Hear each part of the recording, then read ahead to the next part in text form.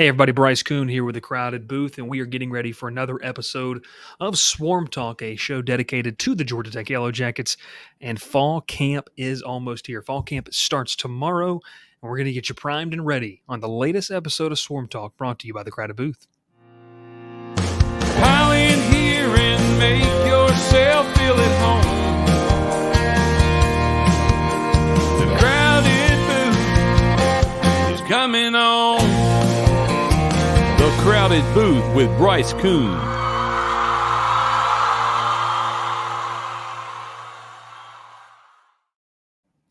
Well, hello, everybody. It is Bryce Koon. I'm going to bring in my good friend, Ralph Leary.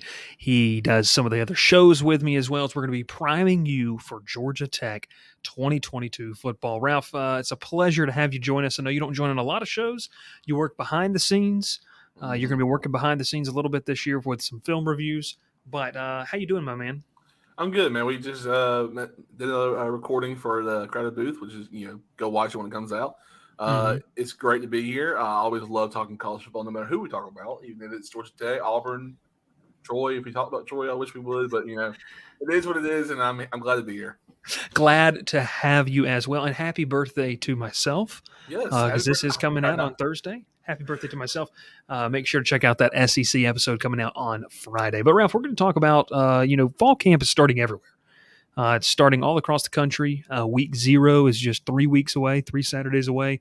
We obviously have Georgia Tech facing off in Mercedes-Benz on September the 5th.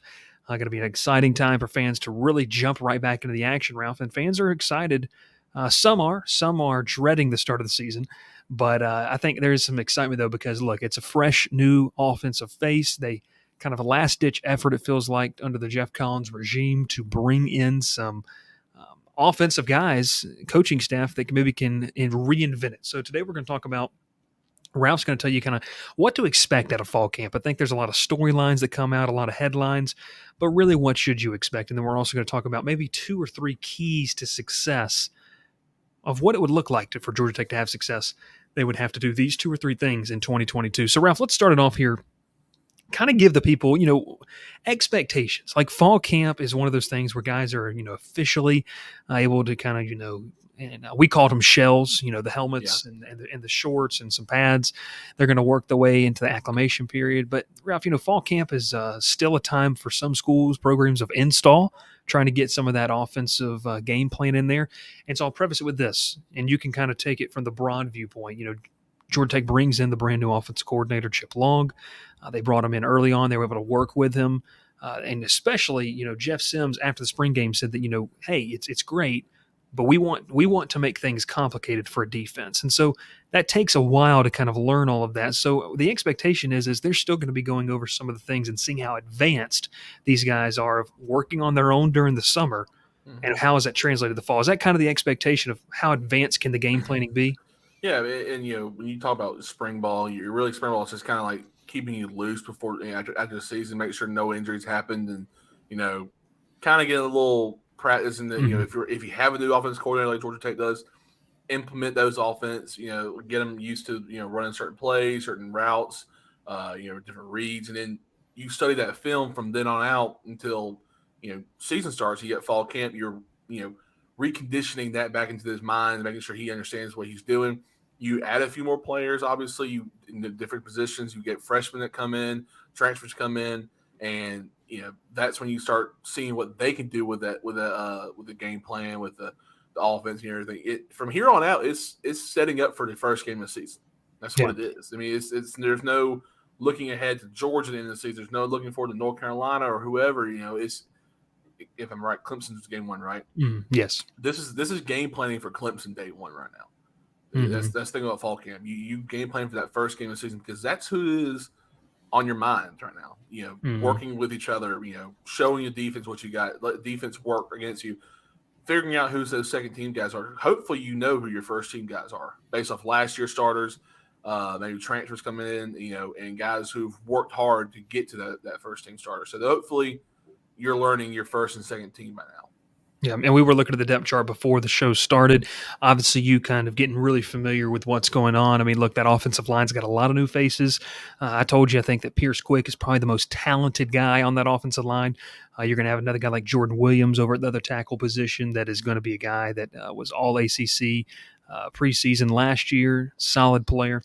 But Leo Blackburn, a whole bunch of other faces. But this is a time of install. It's a time more of, don't pay attention to too many storylines, position battles right now. That's going to happen. But I would say, the first couple of days is let's get back in the groove. Let's get back into a routine of what, this is what it's going to be like from, tomorrow's August the 5th until whenever your season ends, if that's the end of the regular season, bowl season, or wherever that ends. So I think that, for Georgia Tech, it's going to be about just getting into a rhythm this weekend. They start spring practice tomorrow evening, and then Sunday or Saturday is when they're going to have the full-on day, kind of getting back into the action of stuff. And so we talked about that, the install aspects. Ralph, it's almost a brand new coaching staff. I mean, outside of a couple of positions, they brought in a new defensive backs coach, D-line coach, linebackers coach, offensively, a new running back coach. Ralph, for the first time, I don't know if you know this, Jeff Collins has a quarterback coach on staff. Like, that's like a full-fledged quarterback coach, and it's a guy in Chris Winkie, who's a former Heisman Trophy winner. Like, that's a good pickup. New OC. So there's a lot of still things I feel like when you hit the nail on the head, they're still going to work some things out. Like there's still some things that, hey, we learned this in spring ball. You took the film, you took it home with you this summer, and now let's kind of see where you're at to see how advanced we can get into that game plan against Clemson. They're going to learn that in the first couple of days. Right. I mean, you brought it up there with Chris Winkie. If I'm correct, was he at IMG? Tennessee? Yes, he was at IMG. He had IMG as well. Okay. I mean, so that's a really big start, a big jump for Jeff Collins and Georgia Tech to have an actual QB coach, because in the past, when you're running triple option, you didn't need a QB coach. You really didn't. You see a guy who can teach them how to, do certain handoffs, certain reads, and that's all that really happened. Now you get a quarterback who's won a Heisman, who knows what he's doing, coached at this level, coached below it, and in high school, a top tier high school program. Let's be honest here. One of the best. A factory. Exactly. So you're not getting a guy who doesn't know what he's doing. You get a guy who knows what he's doing. He's good to work with. I've heard great things about Chris Winkie. We could talk all day about this offense, but the real question for Georgia Tech this year, to me, and I already told you this earlier, is this defense overall. Yeah. They came against North Carolina and had one of the best games I've ever seen Georgia Tech play in the past 3 or 4 years since I guess you started covering them. Defensively, I mean, 9 sacks, 8 or 9 sacks against 10 tackles for loss in the first half. I mean, it was crazy. Yeah, and then after that, they just forgot how to play, honestly. But I'm going to be honest with you.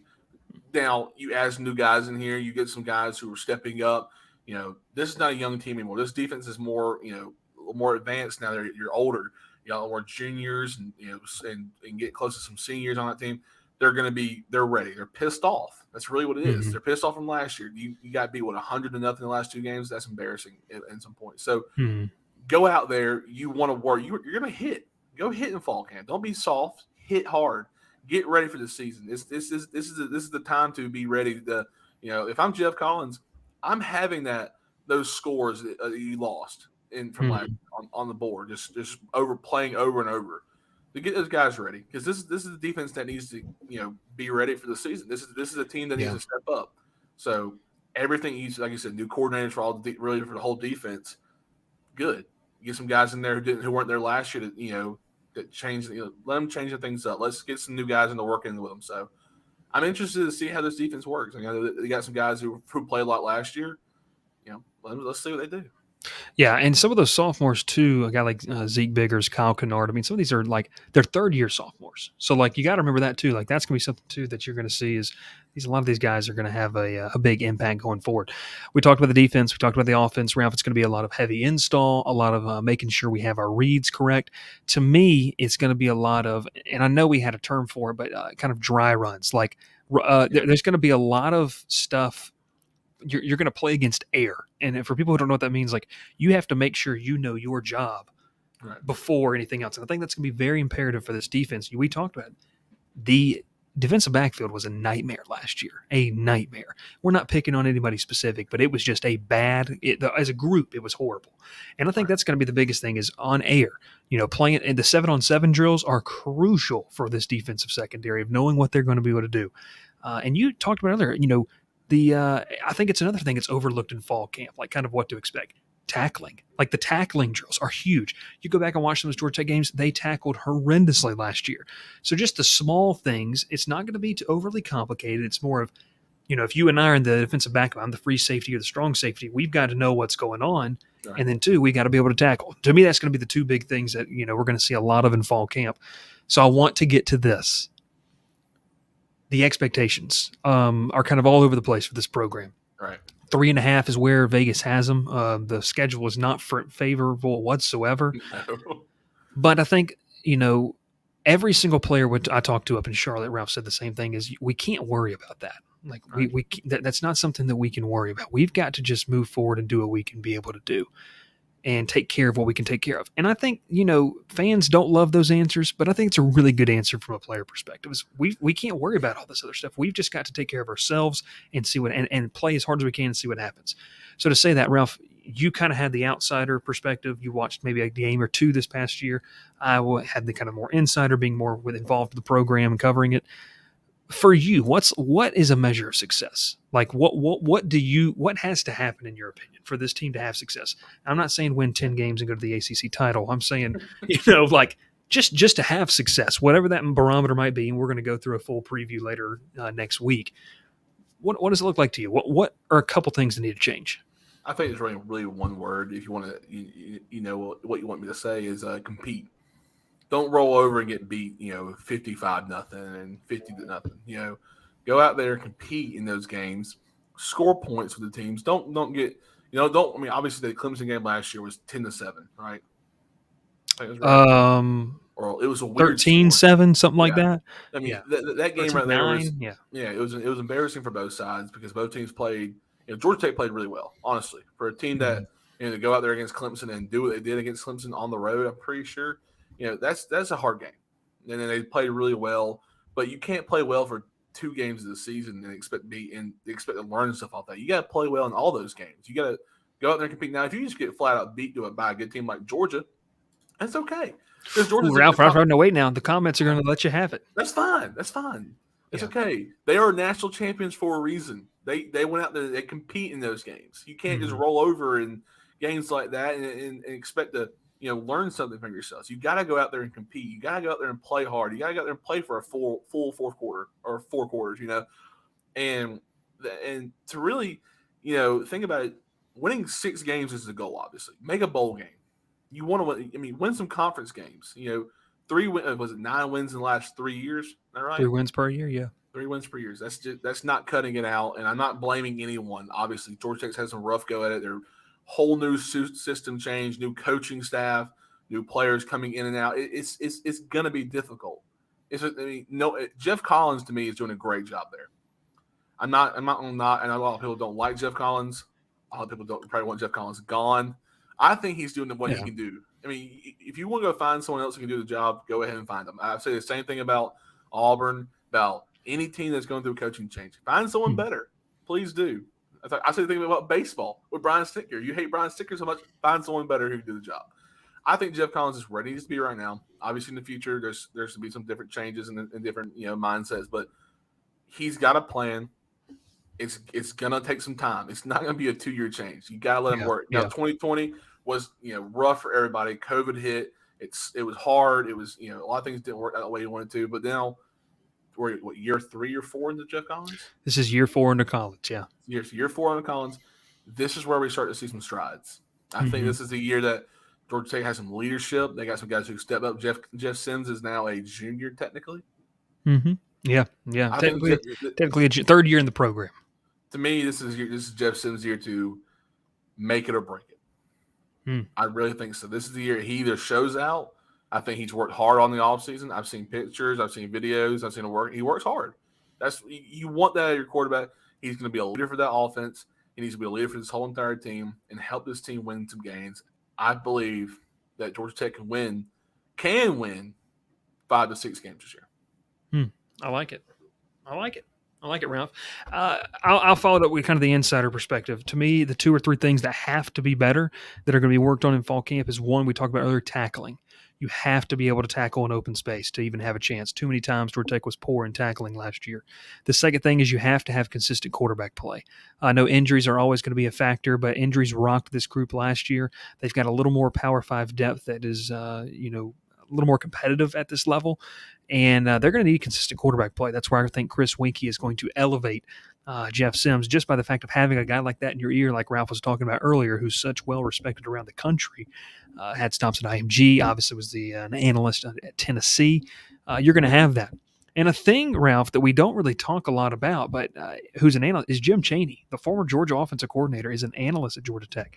Having as many different eyes on the offense, I think helps. Like as many different perspectives that you can get is really, really helpful. So being able to be explosive offensively, those are the 3 things: tackling defensively, being explosive, and consistent quarterback play. I think those are the 3 things that they're going to continue to work on in fall camp. But look, let's just like spring ball. People are going to learn to live and die with every single storyline. I encourage you not to do that because you will be all over the place. Take the interviews for what they are. But, as Andy Demetrius says, the Georgia Tech radio guy, toe meets leather on September the 5th. And, man, college football can't come quick enough. And, Ralph, I appreciate you because you're not a Georgia Tech expert by any means, but you did provide kind of what the expectations of fall camp are. So don't get overly crazy about it. It is what it is. Exactly. So. You said earlier, by the way, is working on air. Playing against air.